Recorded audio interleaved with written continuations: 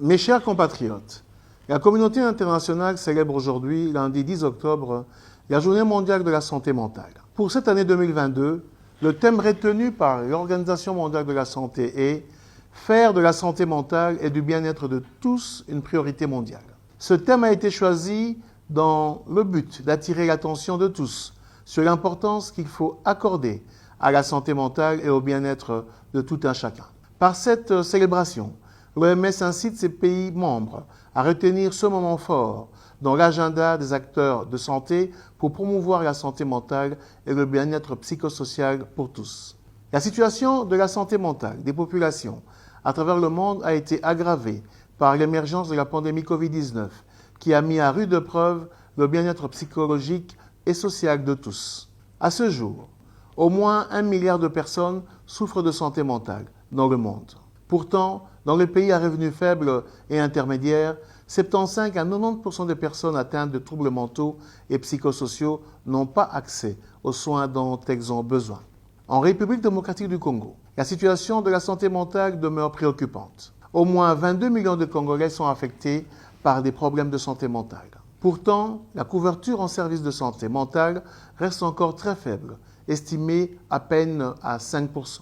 Au regard de cette situation alarmante, le gouvernement de la République démocratique du Congo, à travers le ministère de la Santé publique, Hygiène et Prévention, qui accorde une grande importance à la santé mentale, déploie par le biais du Programme national de santé mentale des efforts nécessaires en vue de promouvoir la santé mentale et améliorer la prise en charge des personnes souffrant de maladies mentales à tous les niveaux de notre système de santé. Je profite de cette occasion pour lancer un appel à tous les acteurs de notre système de santé à investir dans la santé mentale en soutenant tous nos efforts qui visent à améliorer cette situation.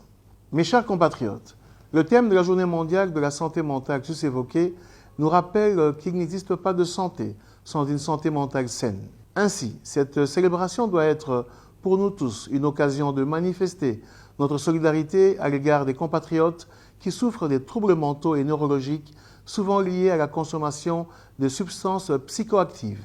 Nous devons prendre soin de notre santé mentale au même titre que notre santé physique, afin de pouvoir inverser les tendances et combattre les préjugés qui entourent cette problématique et à veiller afin que les populations cibles aient accès aux soins de santé mentale de qualité, un des piliers de la couverture santé universelle, vision de son Excellence, Monsieur le Président de la République, chef de l'État, Félix-Antoine Tshisekedi Tshilombo. Au nom du gouvernement de la République, à travers le ministère de la Santé publique, Hygiène et Prévention, je tiens à féliciter et à remercier tous ceux qui contribuent à la promotion de la santé mentale en RDC, particulièrement toutes les organisations internationales, nationales et philanthropiques qui s'évertuent à la promotion de la santé mentale dans notre pays. Au regard des divers défis sanitaires que fait face la RDC, le ministère de la Santé publique, Hygiène et Prévention est bien conscient du nombre non négligeable des Congolais confrontés à divers facteurs de stress en lien direct avec la crise économique,